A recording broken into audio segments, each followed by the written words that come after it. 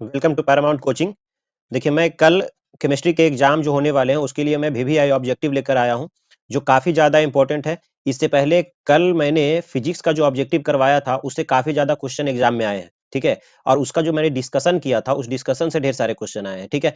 तो आज भी मैं ठीक उसी तरीके से जैसे मैंने फिजिक्स में किया था उसी तरीके से केमिस्ट्री में मैं 1 से लेकर के ऐसे 70 क्वेश्चन बताने वाले हूँ। लेकिन वो 70 नहीं होगा बल्कि लगभग 200 क्वेश्चन होंगे, ठीक है। क्योंकि मैं एक क्वेश्चन पर लगभग ऐसे 4 क्वेश्चन बताऊंगा जो एग्जाम में क्वेश्चन आ सकते हैं, ठीक है। कहाँ-कहाँ से क्वेश्चन बनते हैं एग्जाम में वो सारे क्वेश्चन मैं आपको बताने वाला हूँ, ठीक है। जैसा कि मैंने फिजिक्स में बताया था, फिजिक्स में बहुत सारे क्वेश्चन एग्जाम में आए हैं जो मैंने कल वीडियो डाला था। बहुत छोटा सा वीडियो था लेकिन बहुत इंपॉर्टेंट था। लगभग 20 से 25 क्वेश्चन जो है वो उसी वीडियो से निकल कर आया है, ठीक है।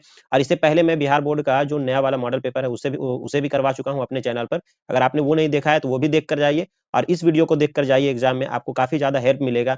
नहीं भी कुछ तो कम से कम 30 से 32 नंबर क्वेश्चन ऑब्जेक्टिव एकदम बिल्कुल सेम टू सेम इसी 2 वीडियोस से आपको मिलेंगे, ठीक है। चलिए, ये वीडियो काफी इंपॉर्टेंट होने वाला है। अगर आपने अभी तक इस चैनल को सब्सक्राइब नहीं किया है तो सब्सक्राइब कर लीजिए और लाइक कर दीजिए इस वीडियो को और अपने दोस्तों को भी शेयर कर दीजिए ताकि उन्हें भी इसका फायदा मिल सके, ठीक है। चलिए, बिना देरी किए हम क्वेश्चन को स्टार्ट करते हैं। क्वेश्चन नंबर फर्स्ट क्या है, देखिए। क्वेश्चन नंबर फर्स्ट है, ग्रेफाइट किस प्रकार का क्रिस्टल है। तो ग्रेफाइट जो है वो हम सबसे पहले बता देते हैं, इसका आंसर सहसंयोजक क्रिस्टल है, ठीक है। देखो, इससे रिलेटेड क्या क्वेश्चन हो सकते हैं।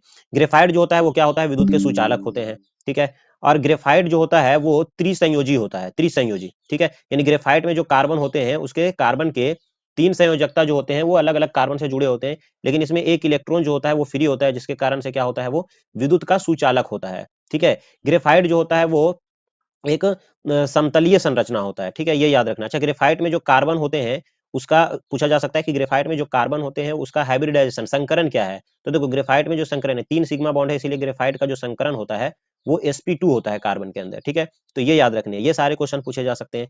इसके बाद देखिए नेक्स्ट क्वेश्चन क्या है, क्वेश्चन नंबर 2 देखते हैं। क्वेश्चन नंबर 2 जो है वो पिंड केंद्रित इकाई सेल में, पिंड केंद्रित घनाकार इकाई सेल में परमाणुओं की संख्या होती है।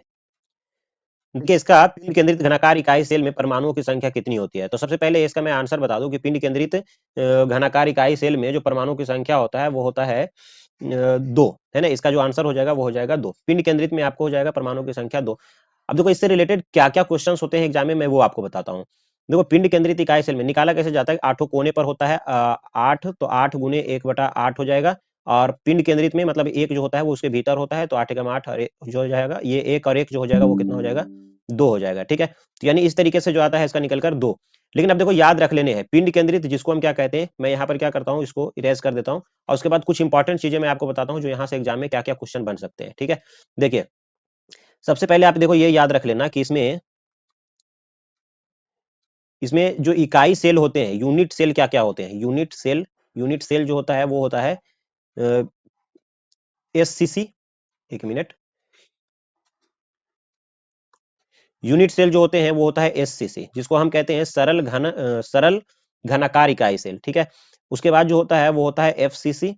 एफसीसी फलक केंद्रित इकाई सेल, और एक होता है बीसीसी, ठीक है, बॉडी सेंटर्ड क्यूबिक सेल, ठीक है। तो जिसको हम कहते हैं पिंड केंद्रित, ठीक है। तो ये हो गया सरल सरल और ये हो गया फलक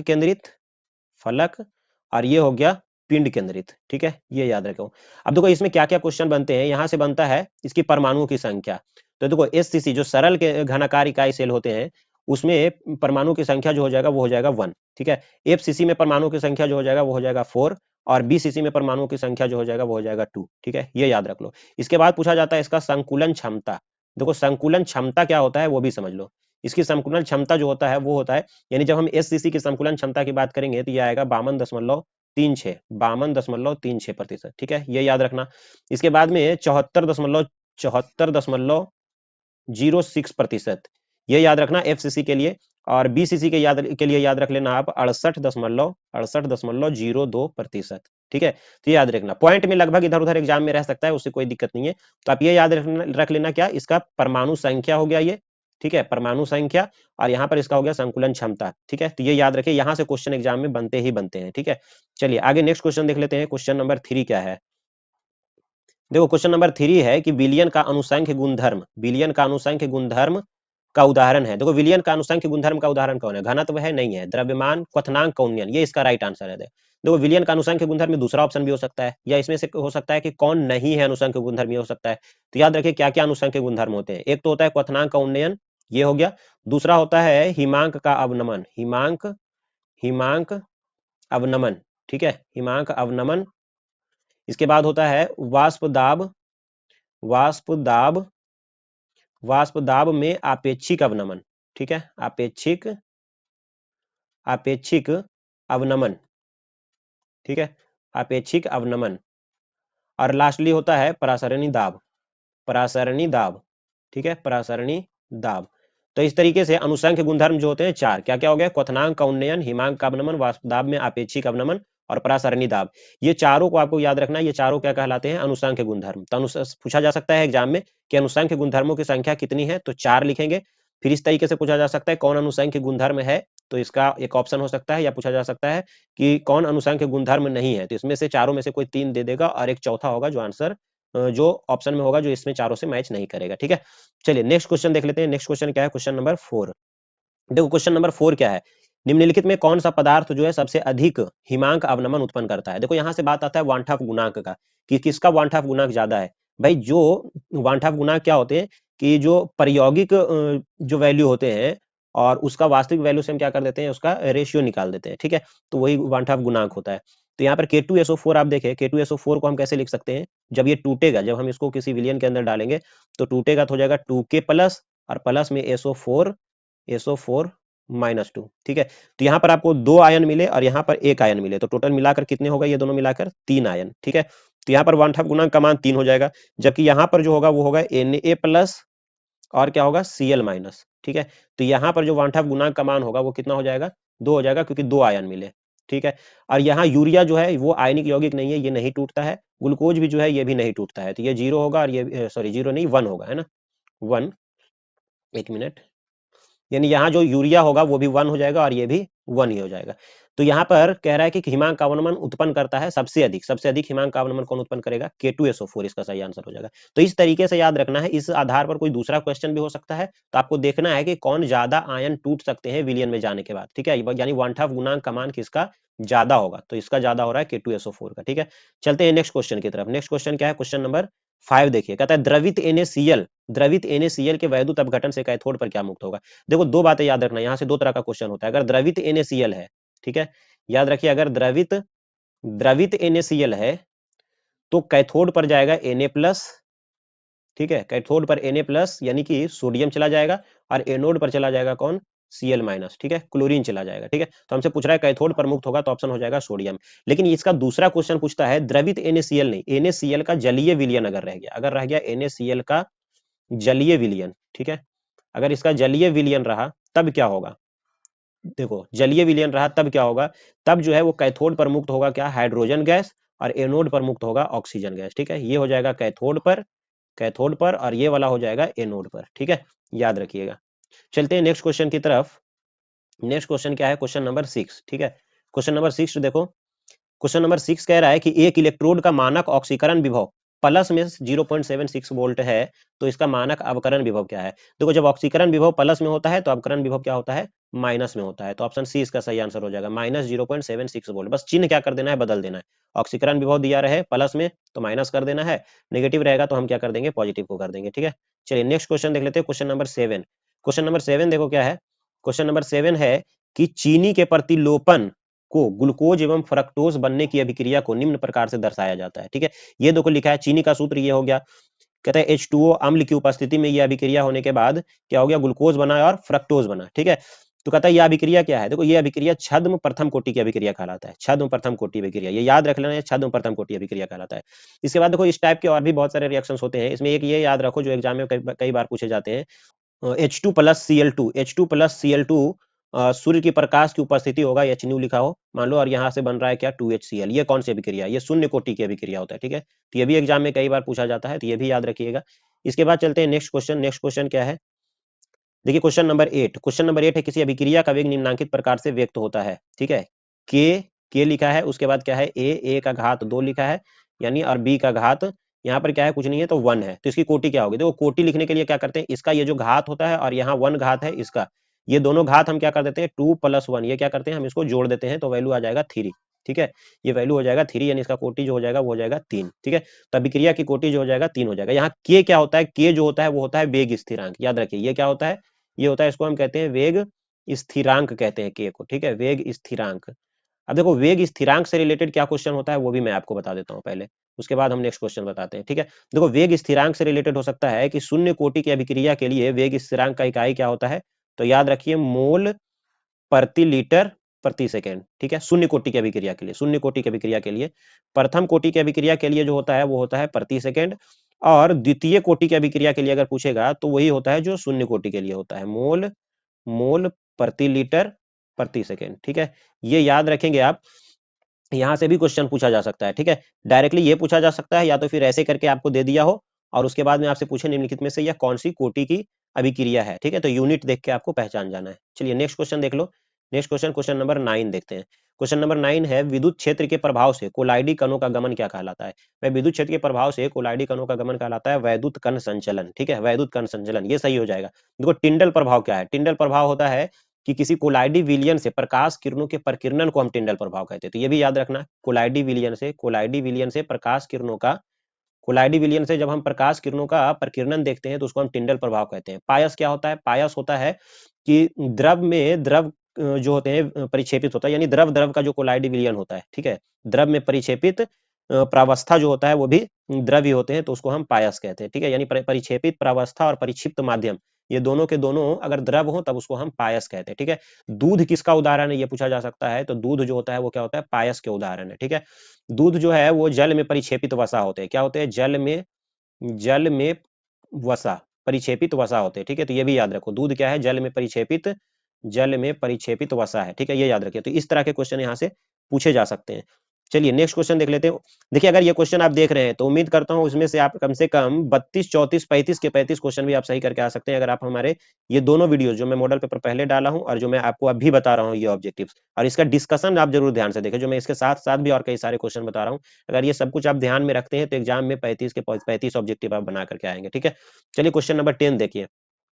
वह प्राकृतिक पदार्थ जिससे धातु का निष्कर्षण फायदेमंद होता है क्या कहलाता है, भाई अयस्क कहलाता है, वो अयस्क। वह प्राकृतिक पदार्थ जिससे धातु का निष्कर्षण फायदेमंद कहलाता है उसको हम अयस्क कहते हैं। यहाँ से क्वेश्चन क्या होता है, देखो अयस्क से क्वेश्चन पूछे जा सकते हैं कि कई प्रकार के अयस्क, जैसे मैं बता दूं बॉक्साइट जो होता है वो एल्यूमिनियम का अयस्क होता है, ठीक है, बॉक्साइट बॉक्साइट जो है वो एल्यूमिनियम का अयस्क होता है। इसके बाद इसके बाद हो सकता है आयरन पाइराइट हो सकते हैं जो लोहे का अयस्क होता है। इसके बाद जो है वो जैसे गैलेना जो होता है, गैलेना शीशे का अयस्क होता है। कुछ कुछ इंपॉर्टेंट बता रहा हूँ, बहुत सारे ऐसे अयस्क हैं। गैलेना जो होता है वो शीशा शीशा का अयस्क होता है, ये शीशा का, ठीक है। सीने बार किसका अयस्क होता है ये भी पूछा जा सकता है, सीने बार जो होता है वो मरकरी यानी पारा का अयस्क होता है। तो अयस्क से ये सारे क्वेश्चन पूछे जा सकते हैं। उसके बाद ये पूछा जा सकता है कि जो अयस्क होते हैं वो क्या होते हैं, खनिज होता है, या मतलब खनिज जो होते हैं, प्रत्येक खनिज, कहने का मतलब एक सेंटेंस हम बोलते हैं वहां से क्वेश्चन घुमा के किसी भी तरीके से पूछा जा सकता है कि प्रत्येक खनिज अयस्क होते हैं, नहीं होता है, ठीक है, प्रत्येक खनिज अयस्क नहीं होते हैं, ठीक है। लेकिन हाँ प्रत्येक अयस्क जो होते हैं उसको हम क्या कह सकते हैं, खनिज कह सकते हैं। तो इस तरह से स्टेटमेंट लिखा होगा कि प्रत्येक खनिज अयस्क होते हैं, प्रत्येक अयस्क खनिज होते हैं, इस तरीके से लिखा हो सकता है। तो आप याद रखिए जितने भी अयस्क होते हैं ना वो सभी के सभी खनिज होते हैं, ठीक है, लेकिन प्रत्येक खनिज अयस्क नहीं होगा। जैसे उदाहरण दे दे कि जैसे मान लो बॉक्साइड जो है वो क्या है, अयस्क है, तो बॉक्साइट एक प्रकार के खनिज भी हैं। लेकिन अगर हम बात करें खनिज, देखो कोयला है, ठीक है, कोयला जो है वो खनिज है, लेकिन क्या कोयला अयस्क है, नहीं है, ठीक है। तो ये ध्यान में रखिएगा।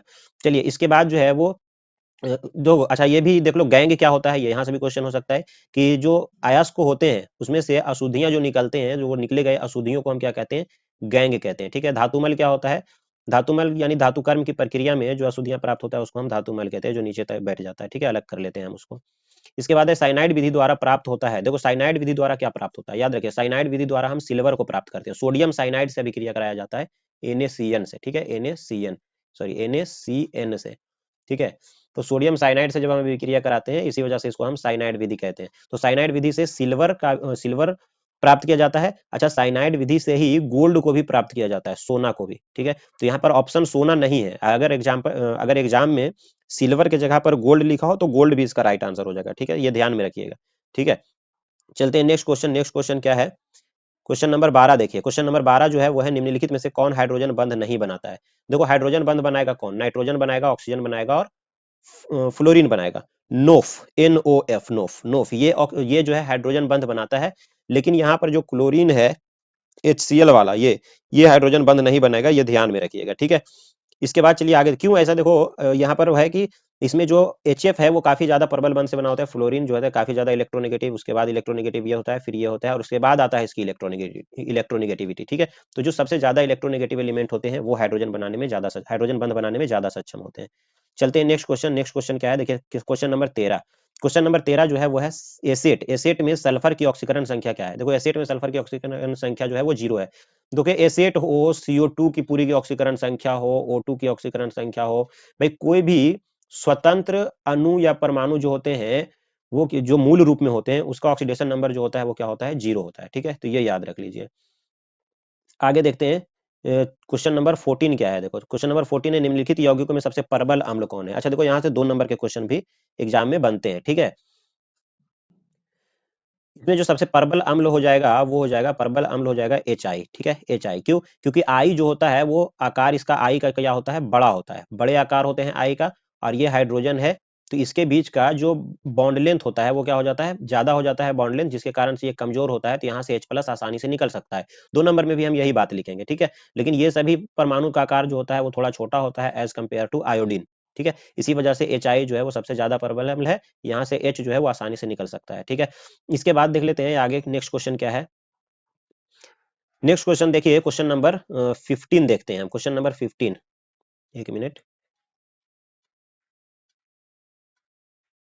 क्वेश्चन नंबर 15 देखिए क्या है, गोताखोरी में श्वसन हेतु यंत्रों में किन गैसों का मिश्रण प्रयुक्त होता है? देखो इसमें गोताखोर जब अंदर जाता है ना तो उसके सिलेंडर के अंदर क्या होते हैं, जो गैस भरा होता है वो कौन सा गैस होता है? उसके अंदर एक्चुअल में ऑक्सीजन सिलेंडर तो होता है, लेकिन उसकी चूंकि उसके जो प्रेशर होते हैं वो बहुत ज्यादा हो जाता है अंदर, इसके लिए उसके अंदर क्या किया जाता है? हीलियम और नाइट्रोजन मिला दिया जाता है, क्योंकि इन सभी को अक्रिय गैस माना जाता है ना, नाइट्रोजन भी अक्रियता दर्शाता है और हीलियम तो अक्रिय गैस है ही। ठीक है, इसी वजह से हीलियम और नाइट्रोजन मिला दिए जाते हैं ऑक्सीजन सिलेंडर के अंदर। ठीक है, ऑक्सीजन के साथ, तो ये इसका राइट आंसर हो जाएगा। अच्छा, ये किस सिद्धांत पर काम कर रहा होता है गोताखोर वाला ये जो सिस्टम होता है? वो हेनरी का नियम आपने पढ़ा होगा। ठीक है, उसको हम क्या कहते हैं? हेनरी का नियम। ठीक है, हेनरी का नियम का ये एक एप्लीकेशन है गोताखोर वाला, तो एग्जाम में 2 नंबर में भी आ सकता है कि हेनरी नियम के एप्लीकेशन बताइए, तो गोताखोर वाला एग्जाम्पल आप दे सकते हैं हेनरी के नियम के लिए। ठीक है, गोताखोर वाला एग्जाम्पल दे सकते हैं, सोडा वाटर वाला एग्जाम्पल दे सकते हैं आप। ठीक है, या पर्वतारोही वाला एग्जाम्पल दे सकते हैं कि ऊंची भूमि वाले स्थान पर जाते हैं प्रेशर कम हो जाता है। ठीक है, चलिए यहाँ आगे देख लेते हैं नेक्स्ट क्वेश्चन क्या है। क्वेश्चन नंबर 16 देखिए। क्वेश्चन नंबर 16 है कि संक्रमण तत्वों का स्थान आवर्त सारणी के अंतर्गत कहां पर है? भाई संक्रमण तत्वों का स्थान जो है वो D ब्लॉक में है। ठीक है, इसके बाद देख लो कुछ और चीजें यहाँ से रिलेटेड क्या क्वेश्चन हो सकते हैं कि D ब्लॉक में जो है वो संक्रमण तत्व, S ब्लॉक में कितने ग्रुप हैं? S ब्लॉक में जो है वो 2 ग्रुप है, फर्स्ट और सेकेंड। ठीक है, 2 ग्रुप है। P ब्लॉक में कितने हैं? 6 ग्रुप हैं। ठीक है, 6 ग्रुप है। ठीक है, 13 से, सॉरी, P ब्लॉक में 6 ग्रुप हो जाते हैं, 13 से लेकर के 18 तक। ठीक है, इसके बाद D ब्लॉक हो गया जिसको हम संक्रमण तत्व कहते हैं। F ब्लॉक को हम क्या कहते हैं? अति संक्रमण तत्व कहते हैं। ठीक है, ये याद रखिए, अति संक्रमण तत्व कहा जाता है F ब्लॉक को। ठीक है, चलिए नेक्स्ट क्वेश्चन देख लेते हैं। नेक्स्ट क्वेश्चन क्या है इसका? क्वेश्चन नंबर 17, निम्नलिखित में से कौन प्रथम संक्रमण तत्वों में के श्रेणी में तत्वों के श्रेणी का सदस्य नहीं है? देखो आप अगर याद किए होंगे कि संक्रमण तत्व का जो पहला रो होता है वो किसमें होता है? फोर्थ पीरियड वाला होता है। ठीक है, और फोर्थ पीरियड में हम ऐसे याद कर रखे कि साइंस टीचर विनीता कुमारी मैडम है ना, इस तरीके से फेविकोल है नहीं छूटेगा जनाब, तो इस तरीके से हम क्या है, कुमारी क्रोमियम उसी में पड़ता है, फेविकोल Fe उसी में पड़ता है, मैडम Mn उसी में पड़ता है। ये मैग्नीशियम जो है वो नहीं है भाई D ब्लॉक का। ठीक है, क्योंकि संक्रमण तत्व तो D ब्लॉक के होते हैं, तो ये मैग्नीशियम नहीं है। मैग्नीशियम तो S ब्लॉक के दूसरे ग्रुप का तत्व है। ठीक है, तो ये इसका राइट आंसर है, ये उसका सदस्य नहीं है। चलिए नेक्स्ट क्वेश्चन देख लेते हैं। नेक्स्ट क्वेश्चन क्या है? नेक्स्ट क्वेश्चन जो है क्वेश्चन नंबर 18। ठीक है, लैंथेनाइड संकुचन किस तथ्य के लिए उत्तरदायी है? इसका राइट आंसर जो होगा ऑप्शन सी हो जाएगा, Zr तथा HF की त्रिज्या लगभग समान है। ठीक है, ये इसका सही आंसर है। अब देखो यहाँ से क्वेश्चन ये हो सकता है कि लैंथेनाइड कौन होता है? भाई F ब्लॉक में देखो, F ब्लॉक में आप जब देखोगे तो यहाँ से क्या होते हैं? 2 रो बने होते हैं F ब्लॉक के अंदर। ठीक है, इसमें टोटल 14 बने होते हैं, ऐसे 14 खाने बने होते हैं इसके अंदर। ये लैंथेनियम के बाद वाला तत्व होता है, तो इसको हम क्या कहते हैं? लैंथेनाइड कहते हैं। ठीक है, इसको कहा जाता है लैंथेनाइड। और ये एक्टिनियम के बाद वाला तत्व होता है, ये सभी इसी वजह से इसको हम क्या कहते हैं? एक्टिनाइड कहते हैं। ठीक है, इसको हम एक्टिनाइड कहते हैं। ठीक है, ये ध्यान में रखिएगा। तो लैंथेनियम के बाद आने वाले तत्व जो F ब्लॉक का है उसको लैंथेनाइड, और एक्टिनियम के बाद आने वाले तत्व को हम कहते हैं एक्टिनाइड। ठीक है, तो ये याद रखना। चलते हैं नेक्स्ट क्वेश्चन। नेक्स्ट क्वेश्चन क्या है देखिएगा, क्वेश्चन नंबर 19 देखिए, निम्नलिखित संक्रमण धातु के आयनों में कौन प्रतिचुंबकीय है। देखो प्रतिचुंबकीय, यहाँ से क्वेश्चन क्या होता है, यहाँ पर थोड़ा सा समय ले देते हैं हम, क्योंकि यहाँ पर बहुत सारे क्वेश्चन बनते हैं इस तरह से, ठीक है। एग्जाम में यहाँ से क्वेश्चन आना ही आना है, इसको ध्यान दीजिए। निम्नलिखित संक्रमण धातु के आयनों में कौन प्रतिचुंबकीय है। प्रतिचुंबकीय, या एक क्वेश्चन प्रतिचुंबकीय अनुचुंबकीय से होता है, प्रतिचुंबकीय, ठीक है। इसके बाद क्वेश्चन होता है कौन रंगीन है, रंगीन या रंगहीन वाले से क्वेश्चन होता है, ठीक है। प्रतिचुंबकीय या अनुचुंबकीय ये हो सकता है, ठीक है। अब देखो प्रतिचुंबकीय कौन होता है, प्रतिचुंबकीय वो होता है जिसमें एक भी इलेक्ट्रॉन जो है वो आयुग्मित नहीं हो, ठीक है। तो यहाँ पर ध्यान दे दीजिए कि कोबाल्ट, कोबाल्ट का जब हम इसका इलेक्ट्रॉनिक विन्यास करते हैं तो क्या हो जाएगा, 1s2 2s2 p6 3s2 p6, इसके बाद चला जाएगा 4s2, और डी में कितना आ जाएगा, आप देखो 2 2 4 6 10 2 12 6 18 2 20 हो गया, और कोबाल्ट का होता कितना है, कोबाल्ट का हो जाता है 27। तो यहाँ से 20 हो गया, 20 और 7 27, ये तो कोबाल्ट का हो गया। बट कोबाल्ट +2 है, इसीलिए यहाँ से 2 इलेक्ट्रॉन जो हो जाएंगे वो क्या हो जाएंगे, हट जाएंगे, तो ये D7 हो जाएगा। और डी में जब हम देखेंगे यहाँ पर, तो ये क्या हो जाएगा, इसका 5 ऑर्बिटल होते हैं डी में, ठीक है। तो यहाँ से एक इलेक्ट्रॉन करके भरेगा, हुंड के नियम के अनुसार एक एक इलेक्ट्रॉन एक एक इलेक्ट्रॉन एक एक इलेक्ट्रॉन, 5 इलेक्ट्रॉन हो गया, और फिर 7 है तो ये छठा हो जाएगा यहाँ पर, और 7वां। तो इसमें आप देखो यहाँ पर क्या हो गया कि 3 आयुग्मित इलेक्ट्रॉन बच रहे हैं, ठीक है, 3 आयुग्मित, इसीलिए ये क्या कहलाएगा, अनुचुंबकीय पदार्थ है, ठीक है। तो ऐसे भी कोबाल्ट, निकेल है ना, तांबा, ये सभी अनुचुंबकीय होते हैं। जिंक इसका सही आंसर होगा। मैं इसका इलेक्ट्रॉनिक विन्यास करके दिखा देता हूँ आपको, 1s2 2s2 p6 3s2 p6 है ना, फिर चला जाएगा 4s2, और डी में चला जाएगा 10। लेकिन यहाँ पर देखिए, यहाँ पर Zn+2 है तो 2 इलेक्ट्रॉन यहाँ से गायब हो जाएंगे, +2, क्योंकि 2 इलेक्ट्रॉन हट चुका है, +2 चार्ज जा रहा है। अब डी में 10 इलेक्ट्रॉन है, 5 ऑर्बिटल होते हैं इसके, ठीक है। डी में 5 ऑर्बिटल, 1 2 3 और ये 4 5 हो गया, ठीक है। देखो 10 इलेक्ट्रॉन है तो 2 2 इलेक्ट्रॉन क्या हो जाएंगे, सब में फिल हो जाएंगे, 2 2 इलेक्ट्रॉन जो है वो सब में फिल हो जाएगा, यहाँ भी यहाँ भी। तो कोई भी अयुग्मित इलेक्ट्रॉन कहने का मतलब यहाँ पर नहीं बचेगा, इसी वजह से ये प्रतिचुंबकीय है, ठीक है। अब समझ लो रंगीन कौन होता है। देखो रंगीन वो होगा जिसमें अयुग्मित इलेक्ट्रॉन होंगे। तो अयुग्मित इलेक्ट्रॉन ये सभी क्या होते हैं, रंगीन होते हैं। कॉपर, निकेल, है ना, कोबाल्ट, कॉपर, निकेल, ये सभी जो होगा रंगीन होगा जिसमें अयुग्मित इलेक्ट्रॉन होगा। अब देख लेना, क्वेश्चन जो है एग्जाम में कोई दूसरा ऑप्शन हो सकता है, लेकिन कॉन्सेप्ट यही रहेगा। आपको इलेक्ट्रॉनिक विन्यास करके एग्जाम में देख लेना है कि किसमें जो है इलेक्ट्रॉन अयुग्मित है। अयुग्मित इलेक्ट्रॉन अगर है, उसमें कोई अयुग्मित इलेक्ट्रॉन है तो वो अनुचुंबकीय और रंगीन होगा, और अगर अयुग्मित इलेक्ट्रॉन नहीं है तो वो प्रतिचुंबकीय होगा और रंगहीन होगा, ठीक है, रंगहीन होगा, ये ध्यान में रखना। चलते हैं नेक्स्ट क्वेश्चन। नेक्स्ट क्वेश्चन क्या है वो देख लेते हैं। क्वेश्चन नंबर 20 देखिएगा। क्वेश्चन नंबर 20 जो है वो जटिल आयन CuNH3 का 4 टाइम्स 2+ की संरचना वर्ग तलीय है। तो उस जटिल आयन Cu+2 का प्रसंकरण क्या है, हाइब्रिडाइजेशन पूछा है, तो इसका हाइब्रिडाइजेशन जो होगा वो होगा DsP2, ठीक है। इसका हाइब्रिडाइजेशन याद रख लो, DsP2 होगा, ठीक है। चलते हैं नेक्स्ट क्वेश्चन। क्वेश्चन नंबर 21 देखिए क्या है। क्वेश्चन नंबर 21, प्लैटिनम C2H4Cl3 का माइनस, इसमें Pt की ऑक्सीकरण संख्या क्या है। देखो भाई Pt की ऑक्सीकरण संख्या क्या है, इसको हम x मान ले, और C2H4 ये तो इथेन लिखा है ना, तो ये तो 0 हो जाएगा, और इसके लिए -3, मतलब x -3 और बराबर में टोटल -1 चार्ज है, ठीक है। तो -3 इधर आ जाएगा तो क्या हो जाएगा, x बराबर +3 और -1, यानी x बराबर क्या हो जाएगा, प्लस का 2 ऑक्सीकरण संख्या है यहाँ पर, ठीक है, प्लेटिनम का। चलते हैं नेक्स्ट क्वेश्चन की तरफ। नेक्स्ट क्वेश्चन क्या है उसको देखते हैं। देखिए question number 22, question number 22, secondary butyl chloride का IUPAC नेम क्या है। देखो secondary butyl chloride, secondary butyl chloride हम कैसे लिखते हैं, देखो butyl chloride CH3 CH secondary butyl कह रहा है, इसका मतलब है, देखिए question number 22, secondary butyl chloride का IUPAC नेम क्या है। सेकेंडरी ब्यूटाइल क्लोराइड, देखो इसका स्ट्रक्चर क्या होगा, CH3 CH2 और CH3। सेकेंडरी कह रहा है, इसीलिए ये 2 डिग्री कार्बन से क्लोरीन जुड़ा होगा, 2 डिग्री कार्बन है, 2 कार्बन इधर जुड़े हैं, सेकेंडरी ब्यूटाइल क्लोराइड। इसका नाम करेंगे 1 2 3, इधर से काउंट कर लेंगे, तो इसका हो जाएगा 2 क्लोरो ब्यूटेन, ऑप्शन बी इसका राइट आंसर हो जाएगा, ठीक है। चलते क्वेश्चन नंबर 23 देखिए क्या है। 23 है, निम्नलिखित में किस विधि के द्वारा प्राइमरी, सेकेंडरी एवं टर्सरी अल्कोहल में विभेद किया जाता है।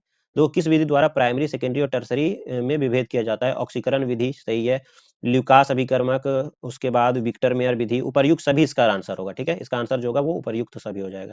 सभी के द्वारा जो होता है वो प्राइमरी, टर्सरी और प्राइमरी, सेकेंडरी और टर्सरी अल्कोहल में विभेद किया जाता है। चलिए नेक्स्ट क्वेश्चन देख लेते हैं, क्वेश्चन नंबर 24 क्या है।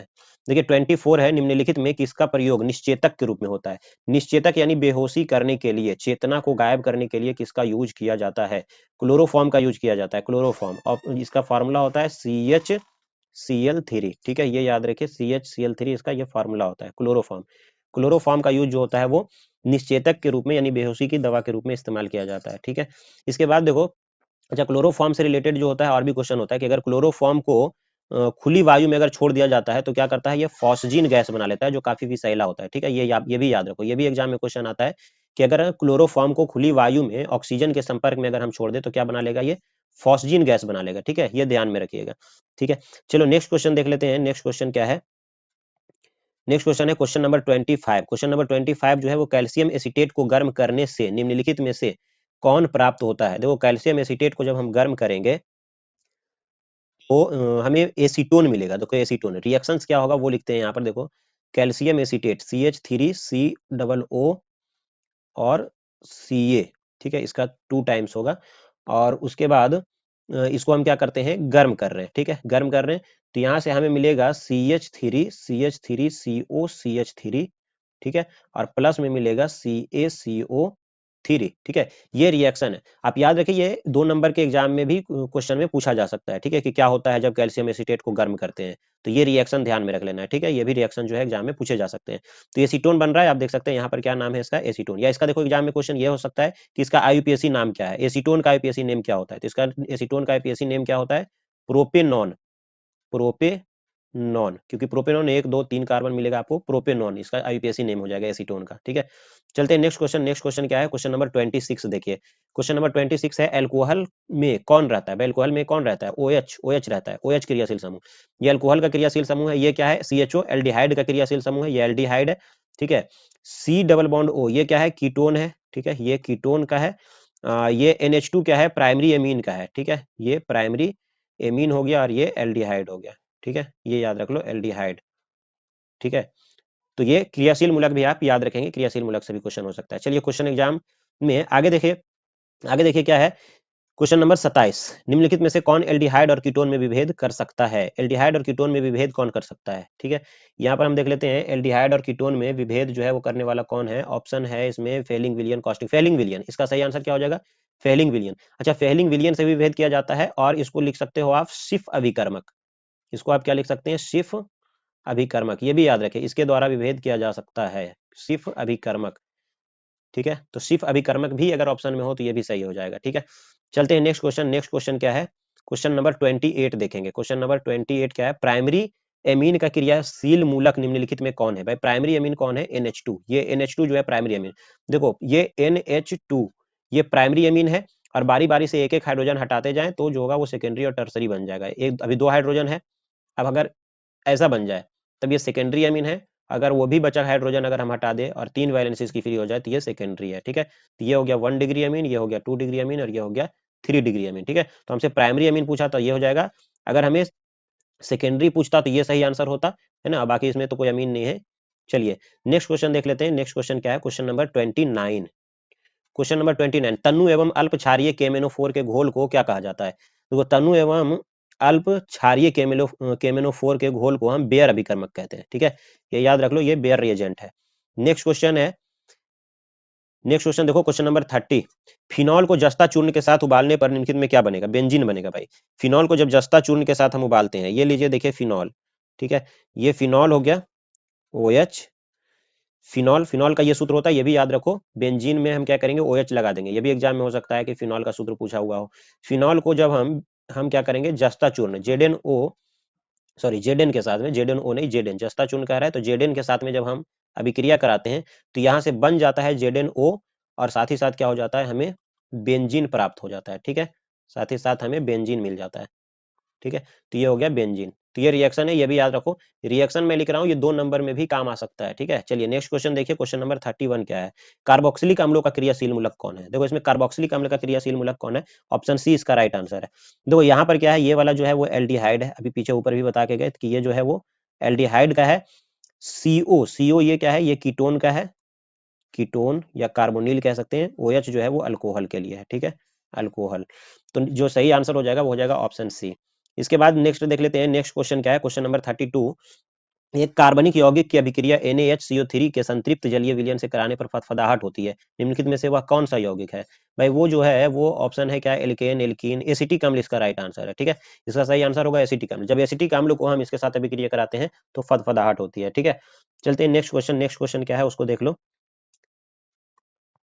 Question number 33। Question number 33, question number 33 देखिए क्या है, क्वेश्चन नंबर 33 में कहता है एस्टर को निम्नलिखित में से किस सूत्र से व्यक्त किया जाता है? देखो एस्टर क्या होता है, C डबल बॉन्ड O और इसकी दो वैलेंसी फ्री होते हैं। ठीक है, तो यहाँ पर कार्बन के चेन होते हैं, R लगा सकते हैं, R डैश हो सकता है यार, तो ये इसका क्या हो जाएगा, एस्टर का समूह हो जाएगा। तो देखिए ऑप्शन कौन सा मिल रहा है, RC double O R, option B इसका राइट आंसर है। ठीक है, RCHO ये एल्डिहाइड है भाई, ऊपर को अभी बता के गए, CHO जो होता है वो एल्डिहाइड होता है, ये वाला कीटोन है, और ये COOH जो है वो कार्बोक्सिलिक एसिड है। ठीक है, चलिए नेक्स्ट देख लेते हैं, नेक्स्ट क्वेश्चन क्या है, क्वेश्चन नंबर 34 देखिए 34। नाइट्रो एल्केन के अवकरण से क्या बनता है? देखो नाइट्रो एल्केन का जब हम अवकरण कराएंगे तो क्या बनेगा, प्राइमरी एमीन बनेगा। ठीक है, देखो RNH2 नाइट्रो RNO2 ये है नाइट्रो एल्केन। नाइट्रो एल्केन का हम अवकरण कराते हैं। ठीक है, अवकरण H2 से अभिक्रिया कराएंगे, नाइट्रो एल्केन का जब हम अवकरण कराएंगे तो बनेगा RNH2 और साथ ही साथ बनेगा हमें H2O। बैलेंस करने के लिए हम यहाँ पर क्या कर सकते हैं, 2 लगा सकते हैं। ठीक है, तो इस तरीके से हमने क्या देखा, ये क्या है, ये एक तरह से प्राइमरी एमीन है। ठीक है, NH2 अभी बताया, NH2 जो होता है वो प्राइमरी एमीन का फंक्शनल ग्रुप होता है। चलिए नेक्स्ट देख लेते हैं, 35 नंबर क्वेश्चन क्या है, 35 नंबर। देखो 35 क्या है, डीएनए तथा आरएनए में समान भस्म उपस्थित हैं। जब डीएनए और आरएनए में समान भस्म कौन उपस्थित होते हैं, देखो एडिनिन, गुआनिन और साइटोसिन, ये तीनों जो होते हैं वो डीएनए आरएनए दोनों में होते हैं। ठीक है, तो देख लेते हैं क्या कहां पर ऑप्शन मिल रहा है, adenine, guanine, cytosine, option B इसका राइट आंसर है। ठीक है, इसमें समान भस्म है। देखो ये याद रखो कि डीएनए में एक एक्स्ट्रा क्या होता है, डीएनए में एक्स्ट्रा होता है थाइमिन। ठीक है, डीएनए में जो एक्स्ट्रा होता है वो होता है थाइमिन, और आरएनए में जो एक्स्ट्रा होता है जो डीएनए में नहीं होता, ठीक है, वो होता है यूरासिल, वो होता है यूरासिल। ठीक है, यूरासिल, ये याद रखिएगा। नेक्स्ट क्वेश्चन देखते हैं, क्वेश्चन नंबर 36 क्या है, क्वेश्चन नंबर 36 देखो, निम्नलिखित में से कौन साधारणतः मानव शरीर द्वारा नहीं बनाए जाते? Enzyme, vitamin. विटामिन जो है वो मानव शरीर में नहीं बनता है। ठीक है, ये ध्यान में रखिएगा, विटामिन जो है वो मानव शरीर में नहीं बनता। विटामिन से रिलेटेड बहुत सारे क्वेश्चन हो सकते हैं कि विटामिन C का रासायनिक नाम क्या है, विटामिन A का रासायनिक नाम क्या है। ठीक है, रासायनिक नाम आप ध्यान में रखिएगा, जैसे विटामिन A का नाम, रासायनिक नाम जो है वो रेटिनॉल है ना, C का स्कॉर्बिक एसिड। ठीक है, मैं बता दे रहा हूँ, आवाज सुने मेरी और ध्यान में रखिएगा इन चीजों को। विटामिन A का रेटिनॉल, विटामिन B का थायमिन, विटामिन C का स्कॉर्बिक अम्ल। ठीक है, अच्छा देखो विटामिन से रिलेटेड एक और क्वेश्चन होता है कि किस विटामिन में जो होता है वो कोबाल्ट पाया जाता है, तो ये याद रखिए विटामिन B12 में जो होता है वो कोबाल्ट पाया जाता है। ठीक है, ये ध्यान में रखेंगे कि विटामिन B12 में जो होता है वो कोबाल्ट पाया जाता है। विटामिन C की कमी से कौन सा रोग होता है, स्कर्वी रोग होता है। विटामिन B की कमी से कौन सा रोग होता है, बेरी बेरी रोग होता है, बेरी बेरी। ठीक है, ये ध्यान में रखो। विटामिन A की कमी से कौन सा रोग होता है, रतौंधी होता है, रतौंधी। विटामिन ए की कमी से जो होता है वो रतौंधी होता है, ये ध्यान में रखिए। विटामिन डी की कमी से कौन होता रोग होता है, रिकेट्स होता है, रिकेट्स। ठीक है, ये सारे क्वेश्चन जो है एग्जाम में आ सकते हैं। ठीक है, बहुत ही इंपॉर्टेंट मैं डिस्कशन यहाँ पर कर रहा हूँ आपके साथ, सिर्फ एक क्वेश्चन को आप नहीं देखे, जो मैं डिस्कशन में बता रहा हूँ वो उससे ज्यादा इंपॉर्टेंट है। ठीक है, चलते हैं नेक्स्ट क्वेश्चन। नेक्स्ट क्वेश्चन क्या है उसको देख लेते हैं, क्वेश्चन नंबर 37। निम्नलिखित में से किस बहुलक में एमाइड बंद होता है? देखो निम्नलिखित में से किस बहुलक में एमाइड बंद होता है, ऑप्शन हो जाएगा नाइलॉन 66। इसके बाद देखो, इसके बाद अगला जो क्वेश्चन है वो है 38। ऑर्लोन एक बहुलक है, देखो ऑर्लोन जो है वो एक बहुलक है, ऑप्शन हो जाएगा इसका एक्रिलोनाइट्राइल, एक्रिलोनाइट्राइल। ठीक है, एक्रिलोनाइट्राइल इसका एक लक है और ये इसका बहुलक है। ठीक है, चलो इसके बाद नेक्स्ट क्वेश्चन देखो, 39 नंबर क्वेश्चन क्या है, निम्नलिखित में से कौन कृत्रिम मीठा भी करता है? कृत्रिम मीठा भी करता है, सैक्रीन है, ठीक है, एस्पार्टम भी है और सोडियम साइक्लोमीट भी है, इनमें से सभी इसका राइट आंसर हो जाएगा। देखो ये सभी जो है कृत्रिम मीठा भी करता है। सैक्रीन जो है वो सबसे ज्यादा मीठा होता है, सबसे ज्यादा मीठा, ये लगभग चीनी से 500 गुना अधिक मीठा होता है। एस्पार्टम जो होता है चीनी से लगभग 300 गुना अधिक मीठा होता है। सोडियम साइक्लोमेट जो है वो लगभग चीनी से 100 गुना ज्यादा मीठा होता है। ठीक है, ये सभी शुगर पेशेंट के लिए इस्तेमाल किया जाता है। आगे देखिए, नेक्स्ट क्वेश्चन जो है वो नेक्स्ट क्वेश्चन 40 नंबर क्वेश्चन क्या है, निम्नलिखित में कौन सी दवा बुखार कम करता है? बुखार कम करने वाली दवा जो होता है वो होता है एंटीपायरेटिक, ऑप्शन सी सही हो जाएगा। एंटीपायरेटिक, इसको ज्वर नासी लिखा हुआ हो सकता है। ठीक है, एग्जाम में इसको ज्वर नासी हिंदी में लिखा हुआ हो सकता है। बाकी की ये सभी क्या है वो भी बता देते हैं। एनाल्जेसिक जो होता है वो दर्द कम करने वाली दवाई होता है, ये दवाई ये जो दवा होता है एनाल्जेसिक वो दर्द कम करने वाला होता है। एंटीबायोटिक इसको प्रतिजैविक कहते हैं, प्रतिजैविक, ठीक है, जो बैक्टीरिया के खिलाफ इस्तेमाल किए जाते हैं। और उपशामक जिसको ट्रैंक्विलाइजर कहते हैं या प्रशांतक भी कहते हैं, इसको हम प्रशांतक, जो दिमाग तनाव या टेंशन के लिए ये दवाइयां इस्तेमाल किए जाते हैं, ठीक है। इसके बाद है 41 नंबर क्वेश्चन। 41 देखिए, 41 क्वेश्चन है कि निम्नलिखित में कौन द्वितीयक सेल है? द्वितीयक सेल, लेड स्टोरेज बैटरी, ये इसका द्वितीयक सेल है। द्वितीयक सेल वो होता है जिसको हम बार बार इस्तेमाल कर सकते हैं चार्ज करके, ठीक है, दोबारा चार्ज करके इस्तेमाल कर सकते हैं, ये होता है लेड स्टोरेज बैटरी। लेग्लांज सेल नहीं है, साधारण सेल नहीं है, ठीक है, लेड स्टोरेज बैटरी, इसको हम दोबारा इस्तेमाल करके यूज कर सकते हैं, ठीक है। इसके बाद है क्वेश्चन नंबर 42। देखो 42 नंबर है, अधिशोषण की प्रक्रिया होती है उष्माशोषी, पृष्ठीय घटना, ऑक्सीकरण। इसका पृष्ठीय घटना इसका सही आंसर है, सतह पर होने वाली घटना है, ठीक है, सतहीय घटना, अधिशोषण की प्रक्रिया सतहीय घटना है। इसके बाद देखो नेक्स्ट क्वेश्चन जो है वो है 43 नंबर क्वेश्चन, निम्नलिखित में से सबसे प्रबल अम्ल कौन है? निम्नलिखित में प्रबल अम्ल कौन है? देखो CH3COOH, ये एसिटिक अम्ल है, ये क्लोरो एसिटिक अम्ल है, ये डाइक्लोरो एसिटिक अम्ल है, और यहाँ पर ट्राइक्लोरो एसिटिक अम्ल है। ये डी सही हो जाएगा, डी ऑप्शन सही हो जाएगा, जिसमें 3 क्लोरीन, क्योंकि इसमें जो इंडक्टिव इफेक्ट है, माइनस आई इफेक्ट, वो सबसे ज्यादा है, इसी कारण से डी ऑप्शन जो हो जाएगा वो सही हो जाएगा, ये सबसे ज्यादा अम्लीय है। इसके बाद देख लेते हैं क्वेश्चन नंबर 44। देखिए क्या है, निम्नलिखित में टर्सरी अमीन कौन है? देखो टर्सरी अमीन अभी पीछे हम डिस्कस किए, टर्सरी अमीन कौन होता है? जहां पर ये दिखे, जहां पर ये दिखेगा वो टर्सरी अमीन होता है। तो ऐसा देख लेते हैं इसमें कहाँ पर है टर्सरी अमीन। अल्काइल ग्रुप इधर भी है, इधर भी है, यहाँ पर है, ऑप्शन सी में दिख रहा है टर्सरी अमीन, CH3। हाँ, ये ऑप्शन सी इसका सही आंसर है। यहाँ पर नहीं है, आप देखिए यहाँ पर कंफ्यूज नहीं करना, ये इसमें H लगा हुआ है, ये वाला हाइड्रोजन जो है वो इसमें जुड़ा हुआ है, NH, ये सेकेंडरी अमीन है, ये भी सेकेंडरी अमीन है, ये जो है प्राइमरी अमीन है। टर्सरी अमीन जो है वो ऑप्शन सी इसका सही आंसर है। इसके बाद जो है वो क्वेश्चन नंबर 45 देखिए, क्वेश्चन नंबर 45 मैं पीछे इसको बता कर आया हूँ कि RNA में पाया जाने वाला प्यूरिन भस्म कौन है? वो है यूरासिल, यूरासिल है, थाइमिन नहीं होता है, ठीक है, यूरासिल इसका सही आंसर हो जाएगा। थाइमिन जो होता है वो DNA के अंदर होता है। इसके बाद जो है वो आगे 46 नंबर टेफ्लॉन, टेफ्लॉन जो है वो टेफ्लॉन, पॉलिस्ट्राइन तथा नियोप्रीन सभी क्या है? सभी जो है वो समबहुलक का उदाहरण है, ये सभी का सभी क्या है? समबहुलक है। इसके बाद देख लेते हैं 47 क्वेश्चन नंबर क्या है? दर्द निवारण की दवाइयां, अभी मैं ऊपर बता कर आया हूँ कि दर्द निवारण की दवाइयां कौन है। भाई दर्द के लिए हम एनाल्जेसिक, पीड़ाहारी इसको लिखा हो सकता है, ठीक है, पीड़ाहारी, पीड़ाहारी दवाइयां, यानी एनाल्जेसिक जो होते हैं दर्द नाशक होता है। एंटीबायोटिक प्रतिजैविक जिसको कहते हैं, उपशामक जिसको हम टेंशन तनाव में इस्तेमाल करते हैं, दिमाग के लिए, दिमाग की दवा हम कह सकते हैं इसको। एंटीपायरेटिक ज्वरनाशी जो बुखार को कम करने वाला होता है। चलिए नेक्स्ट क्वेश्चन देखिए, क्वेश्चन नंबर 48, निम्नलिखित में से किसमें फ्रेंकल दोष होता है? Sodium chloride, graphite, diamond, silver bromide, silver bromide इसका सही आंसर होगा। AgBr, ये ध्यान में रखो, जो AgBr होता है ये एक ऐसा यौगिक है जिसमें, जिसके अंदर फ्रेंकल दोष भी होता है और शॉर्टकी दोष भी पाया जाता है, ठीक है। AgBr में फ्रेंकल और शॉर्टकी दोनों होता है, ठीक है, तो याद रखना फ्रेंकल दोष और शॉर्टकी दोष दोनों इसमें होता है। आगे देखिए क्वेश्चन नंबर 49 देख लेते हैं। 49 क्वेश्चन नंबर, वायुमंडलीय दाब पर निम्नलिखित में से किसका क्वथनांक सबसे उच्च होगा? भाई क्वथनांक उसका उच्च होगा जिसमें, जिसका वांठा पूर्णांक सबसे ज्यादा होगा, तो इसका वांठा पूर्णांक Na+ टूटेगा और Cl- टूटेगा, है ना, Na+ और Cl-, तो इसका वांठा पूर्णांक कितना हो गया? 2 हो गया। यहाँ पर सुक्रोज तो टूटेगा नहीं, BaCl2 का क्या होगा? Ba होगा, Ba+2, और उसके बाद क्या हो गया? 2 Cl- होंगे, ठीक है, तो इसका जो वांठा गुणांक हो जाएगा वो हो जाएगा 3, और इसका जो हो जाएगा वो तो टूटेगा नहीं, तो वांठा गुणांक 1, और इसका भी 1, तो यानी इसका सही आंसर जो हो जाएगा वो ऑप्शन सी हो जाएगा, सबसे ज्यादा वांठा गुणांक इसका है, इसी वजह से क्वथनांक का उन्नयन सबसे ज्यादा होगा BaCl2 का। चलिए नेक्स्ट क्वेश्चन देख लो, क्वेश्चन नंबर 50। क्वेश्चन नंबर 50 देखिए क्या है, 50 नंबर, सोडियम क्लोराइड के जलीय घोल का विद्युत विच्छेदन करने पर धनोद एवं ऋणोद पर प्राप्त प्रतिफल क्या है? देखो सोडियम क्लोराइड के जलीय घोल, पीछे में बताया था द्रवित NaCl, जब जलीय घोल का विद्युत विच्छेदन करेंगे तो धनोद यानी एनोड और ऋणोद यानी कि कैथोड पर प्राप्त प्रतिफल क्या होगा? O2 और H2, ठीक है, ये पीछे मैं क्वेश्चन को बता चुका हूँ। चलिए नेक्स्ट क्वेश्चन है क्वेश्चन नंबर 51, H2 और Cl2, ये रिएक्शन देखो मैं पीछे अभी डिस्कशन में बताया था कि H2 और Cl2 2HCl बनाता है ना, यहाँ पर लाइट की उपस्थिति होता है, तो अभिक्रिया की कोटि क्या है? ये शून्य कोटि की अभिक्रिया है, ये अभिक्रिया जो होता है वो शून्य कोटि की अभिक्रिया होता है, ध्यान में रखिएगा। इसके बाद है क्वेश्चन नंबर 52, देखो 52 नंबर क्वेश्चन क्या कह रहा है, किस गैस के ठोस सतह पर अधिशोषण, किसी गैस के ठोस सतह पर अधिशोषण की मात्रा निर्भर करती है गैस के दाब पर, ठीक है, गैस के दाब पर निर्भर करता है। चलिए नेक्स्ट क्वेश्चन देखो, नेक्स्ट क्वेश्चन क्या है 53, कच्चा लोहा में अशुद्धि के रूप में निम्नलिखित में से कौन सा तत्व अत्यधिक मात्रा में उपस्थित होता है? कौन सा तत्व सबसे अधिक मात्रा में उपस्थित होता है? कार्बन होता है, ठीक है, ऑप्शन सी इसका राइट आंसर हो जाएगा, सबसे ज्यादा जो होता है वो कार्बन मौजूद होता है कच्चे लोहे के अंदर अशुद्धि के रूप में, ठीक है।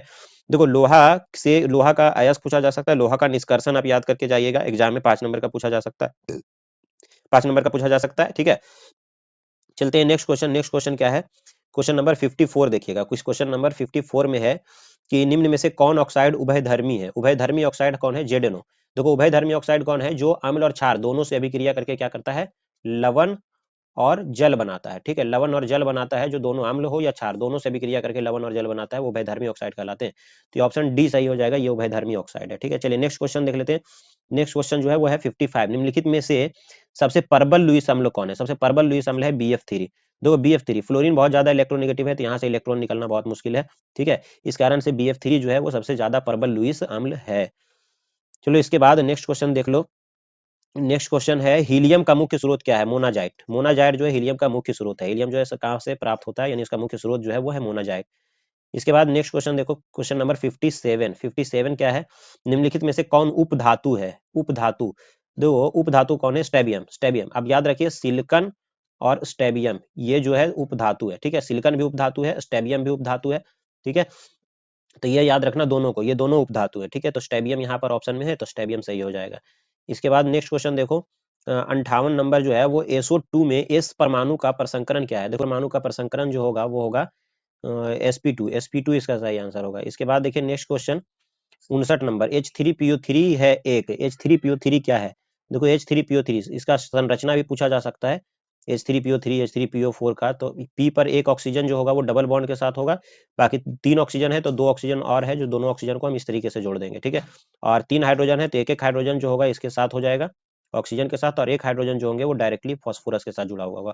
तो ये इसकी संरचना होगा। अब कह रहा है ये एक है एकल भास्मिक, द्विभास्मिक, त्रिभास्मिक और इनमें से कोई नहीं। द्विभास्मिक है क्योंकि यहाँ पर 2 OH आपको मिल रहे हैं, इसी वजह से ये द्विभास्मिक अम्ल है। द्विभास्मिक अम्ल है। अगर H3PO4 पूछे तो यहाँ पर OH आ जाएगा, तो वो त्रिभास्मिक हो जाएगा। ठीक है, चलिए नेक्स्ट क्वेश्चन देखो, क्वेश्चन नंबर 60। मर्क्यूरस, मर्क्यूरस जो है वो मर्क्यूरस आयन का सूत्र क्या है? Hg2+, Hg2+, बी ऑप्शन सही हो जाएगा। ठीक है, मर्क्यूरस आयन का सूत्र जो है वो Hg2+ है। इसके बाद है 61, एयू धातु की ऑक्सीकरण संख्या क्या होता है? एयू धातु की ऑक्सीकरण संख्या जो होता है +1 एंड +3 दोनों। ऑप्शन सी इसका सही आंसर हो जाएगा। चलिए इसके बाद क्वेश्चन नंबर 62 देखिए। क्वेश्चन नंबर 62 क्या है? 62 में कह रहा है इसमें Fe की प्रसंकरण K4FeCN6, इसमें Fe का प्रसंकरण क्या है? देखो इसमें Fe का प्रसंकरण जो है वो हो जाएगा आपको CN6 6, यानी ये इसमें से इसका हो जाएगा sp3d2। ऑप्शन डी इसका सही आंसर हो जाएगा। इसके बाद देखो नेक्स्ट क्वेश्चन जो है वो क्वेश्चन नंबर 63 क्या है? क्वेश्चन नंबर 63, एथिल क्लोराइड में AgCN के साथ गर्म करने पर क्या प्राप्त होता है? देखो एथिल क्लोराइड है C2H5Cl, और इसको AgCN के साथ गर्म करेंगे। AgCN के साथ जब हम गर्म करते हैं तो यहाँ से हमें मिलता है क्या? C2H5NC और प्लस में AgCl। ठीक है, AgCl ये मिलता है। तो यहाँ से C2H5NC ये क्या है? इथाइल आइसोसाइनाइड है। ठीक है, तो इथाइल आइसोसाइनाइड मिलेगा। ऑप्शन बी इसका सही आंसर हो जाएगा, इथाइल आइसोसाइनाइड या इथाइल आइसोनाइट्राइल भी इसको कह सकते हैं। इसके बाद है क्वेश्चन नंबर 64, एथिल अल्कोहल के साथ किस यौगिक की अभिक्रिया से एथिल ब्रोमाइड बनता है? देखो किस यौगिक से, एथिल अल्कोहल के साथ किस यौगिक की अभिक्रिया से एथिल ब्रोमाइड बनता है? ऑप्शन बी इसका राइट आंसर हो जाएगा, KBr तथा सांद्र H2SO4। चलते हैं नेक्स्ट क्वेश्चन। नेक्स्ट क्वेश्चन है क्वेश्चन नंबर 65। क्वेश्चन नंबर 65 क्या है? सोडियम एथोक्साइड तथा ब्रोमो एथेन अभिक्रिया करके क्या देते हैं? देखो सोडियम एथोक्साइड, सोडियम एथोक्साइड इसका रिएक्शन क्या होगा इसको देख ले। C2H5ONA। ठीक है, ये हो गया सोडियम एथोक्साइड, और तथा ब्रोमो एथेन, ब्रोमो एथेन यानी C2H5Br। ठीक है, ये हो जाएगा ब्रोमो एथेन, और इसकी अभिक्रिया जब हम कराते हैं तो यहाँ से Na और ये Br मिल करके बना लेगा NaBr। ठीक है, NaBr बना लेगा, और साथ में मिलेंगे C2H5O, और इस तरफ से भी मिलेगा C2H5, यहाँ पर जुड़ जाएगा। ठीक है, C2H5, तो यहाँ से क्या हो गया? डाई इथाइल ईथर, इधर भी इथाइल इधर भी इथाइल, और बीच में ईथर का O वाला समूह है, तो diethyl ether, diethyl ether. Option C इसका सही आंसर है। इसके बाद देखो क्वेश्चन नंबर 66 क्या है? C4H10O कितने समावयवी ईथर प्रदर्शित करते हैं? देख लेते हैं इसका कितना समावयवी ईथर संभव है। CH3 CH2 है ना, CH2, फिर यहाँ पर हो जाएगा O और फिर CH3। तो एक तो ये हो गया ईथर। इसके बाद देखो ये वाला ईथर जो है वो यहाँ आ सकता है, तो 2 हो जाएगा। ठीक है, 2, और उसके बाद में एक और तरीका से ईथर हो सकता है कि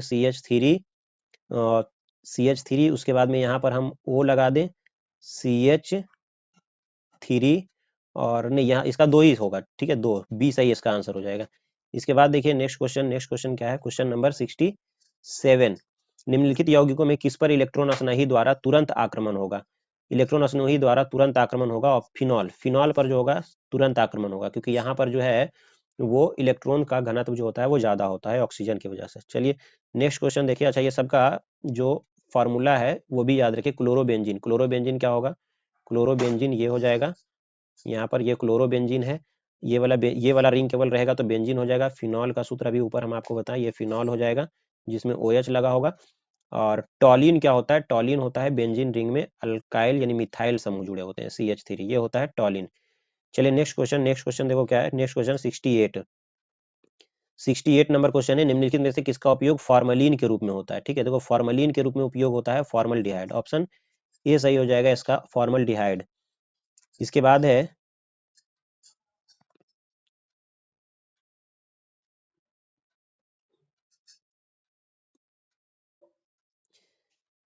देखिए क्वेश्चन नंबर 69। क्वेश्चन नंबर 69 जो है वो है,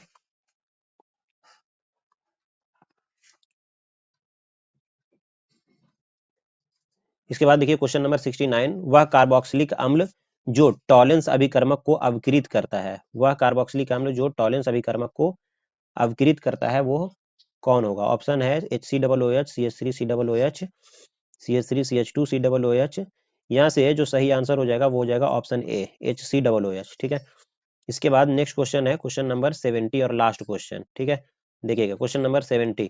क्लोरल का सूत्र क्या है? क्लोरल का सूत्र होता है CCl3CHO। ठीक है, CHO क्लोरल का सूत्र। क्लोरल से ही फिर हम क्या करते हैं, क्लोरोफॉर्म बनता है। ठीक है, CCl3CHO, ऑप्शन सी इसका सही आंसर हो जाएगा। और ये जो है वो क्लोरोफॉर्म लिखा हुआ है। ठीक है, तो क्लोरल ये CCl3CHO ये सही आंसर है। चलिए हमने यहाँ पर 70 के 70 क्वेश्चन कंप्लीट किया। उम्मीद है ये वीडियो आपको पसंद आया होगा। अगर पसंद आया है तो चैनल को सब्सक्राइब करिए, लाइक करिए और अपने दोस्तों के साथ शेयर करिए। ठीक है, ताकि उन्हें भी इसका फायदा मिल सके। चलिए, थैंक यू।